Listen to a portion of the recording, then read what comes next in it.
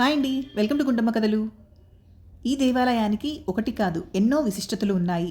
ఈ ఆలయాన్ని సందర్శించి దైవానుగ్రహాన్ని పొందగలిగితే ప్రజలు అదృష్టవంతులుగా భావిస్తారు. ఈ దేవాలయ భక్తుల్లో ఎంతోమంది శాస్త్రవేత్తలతో సహా ఉన్నారు.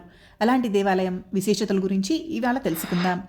అంతకన్నా ముందు మొదటిగా మీరు నా ఛానల్ని చూస్తున్నట్లయితే తప్పకుండా సబ్స్క్రైబ్ చేసుకోండి. భారతదేశం ఆధ్యాత్మికతకు నెలవు. కర్మభూమిలో ప్రకృతి ప్రసాదిత పవిత్ర క్షేత్రాలు మాత్రమే కాదు, మానవ నిర్మిత ఆలయాలు లెక్కలేనన్ని ఉన్నాయి. ప్రతి ఆలయానికి ఒక ప్రత్యేకత, సొంత చరిత్ర కలిగి ఉంటుంది. అలాంటి విశిష్ట దేవాలయాల్లో ఒకటి కర్ణాటకలో ఉన్నటువంటి హాసనాంబ దేవాలయం. ఈ ఆలయానికి తమ ప్రాంతంలో ఎంతో ప్రాముఖ్యత ఉందని స్థానికులు చెబుతూ ఉంటారు. హాసనాంబ ఆలయం ప్రత్యేకత ఏమిటి అంటే, ఈ ఆలయం సంవత్సరంలో ఒక్కసారి మాత్రమే తెరవబడుతుంది. అది దీపావళికి మాత్రమే. దీపావళికి 7 రోజుల ముందు ఈ దేవాలయం తలుపులను తీస్తారు. దీపావళి రోజున ఆలయాన్ని మూసివేస్తారు. ఆ సమయంలో అమ్మవారిని ఉదయం 7 గంటల నుండి రాత్రి 10 గంటల వరకు మాత్రం, మరియు మధ్యాహ్నం 3 గంటల నుండి రాత్రి 10 గంటల వరకు మాత్రమే దర్శించవచ్చు. హాసన్లో ఉన్న హాసనాంబ ఆలయం 12వ శతాబ్దంలో నిర్మించబడింది అని భావిస్తూ ఉంటారు. అయితే ఈ ఆలయాన్ని ఎవరు నిర్మించారు, ఎలా నిర్మించారు అనేది ఇప్పటికీ స్పష్టమైన ఆధారాలు లేవు. స్థానికులు ప్రజలు హాసనాంబ అమ్మవారిని పూజిస్తూ ఉంటారు. ఈ దేవాలయానికి ఒకటి కాదు ఎన్నో విశిష్టతలు ఉన్నాయి. ఈ ఆలయాన్ని సందర్శించి దైవానుగ్రహాన్ని పొందగలిగితే ప్రజలు అదృష్టవంతులుగా భావిస్తారు. ఈ దేవాలయ భక్తుల్లో మాజీ ప్రధానుల నుంచి ఎంతోమంది శాస్త్రవేత్తలు కూడా ఉన్నారు. ఒక్క వారం మాత్రమే తెరిచి ఉంటే హాసనాంబ అమ్మవారి ఆలయంలో ఏడాది మొత్తం వెలిగించిన దీపాలు, పూజించిన పువ్వులు, 2 బస్తాల బియ్యం, నీరు పెట్టి ఆలయ తలుపుల్ని మూసివేస్తారు. ఆలయం తెరిచే వరకు అమ్మవారికి వీటిని నైవేద్యాలుగా భావిస్తూ ఉంటారు. ఆలయంలో నెయ్యి దీపం కూడా వెలిగిస్తారు. ఈ నెయ్యి దీపం ఆలయం మూసివేసినప్పటికీ తిరిగి తెరిచే సమయంలో కూడా వెలుగుతూనే ఉంటుంది. పువ్వులు వాడిపోవు. దేవత ముందు పెట్టిన 2 బస్తాల అన్నం కూడా వేడిగా ఉండి తినడానికి అనుకూలంగా ఉంటుంది. ఈ అన్నాన్ని భక్తులు ప్రసాదంగా తీసుకుంటారని కూడా చెబుతూ ఉంటారు. పురాణాల ప్రకారం 7 మాతృకలు బ్రాహ్మి, మహేశ్వరి, కౌమారి, వైష్ణవి, వారాహి, ఇంద్రాణి మరియు చాముండి దేవతలు భూమిపై ప్రయాణిస్తున్నారు. వారు హాసన్ అందానికి మంత్రముగ్ధులవుతారు. హాసన్ను తమ ఇల్లుగా మార్చుకోవాలని నిర్ణయించుకున్నారు. ఇంద్రాణి, వారాహి, చాముండి దేవి గెరేహొండాలోని 3 బావుల దగ్గర ఉండాలని నిర్ణయించుకున్నారు. మహేశ్వరి, కౌమారి, వైష్ణవీలు ఆలయంలోని 3 చీమల పుట్టలను తమ నివాసంగా చేసుకుంటారు. బ్రహ్మి, కెంచమ్మ హాసకోటలోనూ ఆశ్రయం పొందింది. హాసనాంబ ఆలయం పేరు మీదుగా హాసన్ పట్టణం అని పేరు పెట్టారు. అమ్మవారి పేరే హాసనాంబ. హాస్యం అంటే నవ్వు అని అర్థం.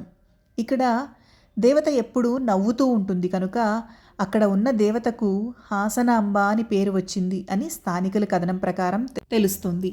అంతేకాకుండా తమ భక్తులను ఎవరైనా హింసిస్తే ఉగ్రరూపం దాల్చి వారి అంతు చూస్తుందని కూడా ప్రజల ప్రగాఢ విశ్వాసం.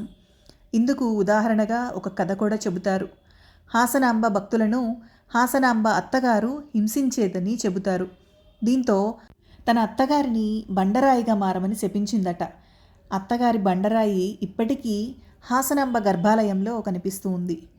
అంతేకాదు, ప్రతి ఏడాది ఈ రాయి రూపంలో ఉన్న అత్త 1 ఇంచు హాసనాంబ అమ్మవారి దగ్గరకు జరుగుతూ ఉంటుందట. ఇక్కడ నైవేద్యాలు తాజాగా ఉండటం మాత్రమే కాదు, ఒక రాయి మరో రాయి వద్దకు ఎలా జరుగుతూ ఉంది అని ఒక విషయం కూడా ఇప్పటికీ అనేక మంది శాస్త్రవేత్తలు పరిశోధనలు చేస్తున్నారు. కానీ ఎవరికీ సమాధానం దొరకలేదు. అంతేకాదు, అత్త రూపంలో ఉన్న రాయి హాసనాంబ అమ్మవారి వద్దకు చేరుతుందో అప్పుడు కలియుగాంతం అవుతుందని కూడా ఒక విశ్వాసం. హాసనాంబ పేరులోనే నవ్వుంది. అమ్మవారి రూపం కూడా చిరుమందహాసంతో ప్రకాశిస్తూ ఉంటుంది. ఈ ఆలయంలో ఛేదించలేని రహస్యాలెన్నో. ఇక్కడ అమ్మవారి విగ్రహాన్ని దొంగిలించేందుకు వచ్చిన 3 దొంగలు 3 రాళ్లుగా మారిపోయారని కూడా చెబుతూ ఉంటారు. ఆలయంలో ఇప్పటికీ కూడా ఈ రాళ్లను చూడవచ్చు. ఇక్కడ అమ్మవారికి ఎన్నో మహిమలున్నాయంటారు భక్తులు. ఏటా ఆశ్వయుజ మాసం చివరిలో 7 రోజుల పాటు ఆలయాన్ని తెరుస్తారు. ఈ ఆలయ జాతర మహోత్సవాలను దీపావళికి ముందు ఎంతో ఘనంగా నిర్వహిస్తారు. హాసన నగర అధిదేవతగా హాసనాంబాదేవిని భక్తులు పూజిస్తారు. 3 రాళ్ల రూపంలో కొలువైన హాసనాంబాదేవి చిరునవ్వులు చిందిస్తూ భక్తులకు దర్శనమిస్తుంది. అయితే ఉత్సవాల సమయంలో అమ్మవారిని దర్శించుకుంటే తమ కష్టాలన్నీ తొలగిపోయి సంతోషంగా ఉంటామని భక్తుల విశ్వాసం. స్థల పురాణం ప్రకారం అంధకాసురుడు అనే రాక్షసుడు బ్రహ్మ కోసం తపస్సు చేస్తాడు. బ్రహ్మ ప్రత్యక్షం అవ్వడంతో తనకు మరణం లేకుండా ఉండేలా వరం ఇమ్మంటాడు. ఆ వరం వల్ల ప్రపంచాన్ని అల్లకల్లోలం చేయటం మొదలు పెడతాడు. ఇది తెలిసిన శివుడు యోగీశ్వరి అనే శక్తిని సృష్టిస్తాడు. ఆ శక్తి బ్రాహ్మి, మహేశ్వరి, కౌమారి, వైష్ణవి, వారాహి, ఇంద్రాణి, చాముండి అనే సప్తమాత్రికలతో కలిసి ఆ రాక్షసుడిని నాశనం చేస్తుంది. ఆ తరువాత సప్తమాత్రికలు కాశీ వెళ్లే ప్రయత్నంలో ఈ హసన్కు చేరుకుంటారు. ఈ చోటు నచ్చడంతో మహేశ్వరి, వైష్ణవి, కౌమారి ఈ దేవాలయం ఉన్న ప్రాంతంలోని ఓ కొండలో మమేకమైతే మరో 3 దేవతలు దేవగిరి హోండా అనే ప్రాంతంలో ఉండిపోతారు.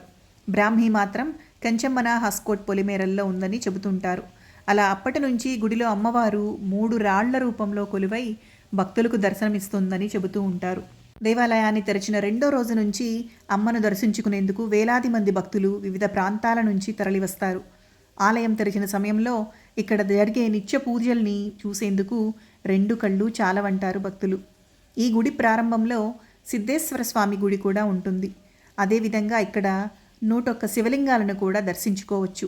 కర్ణాటకలోని హసన్లో ఉన్న ఈ ఆలయాన్ని చేరుకోవటానికి రోడ్డు మార్గం, రైలు మార్గం, అలానే విమానంలో రావాలనుకున్న వాళ్ళు కూడా మంగళూరు చేరుకొని అక్కడ నుంచి ఈ ఆలయానికి క్యాబ్ కానీ బస్సుల సాయంతో కానీ చేరుకోవచ్చు.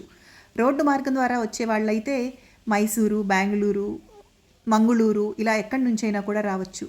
రైల్లో వచ్చేవారు స్టేషన్లో దిగి అక్కడి నుండి దాదాపు 40 కిలోమీటర్ల దూరంలో ఉండే గుడికి బస్సుల్లో చేరుకోవచ్చు. సంవత్సరంలో ఒకసారి మాత్రమే దర్శనమిచ్చే అమ్మవారిని దర్శించుకొని అమ్మవారి కృపకు పాత్రులమవుదాం.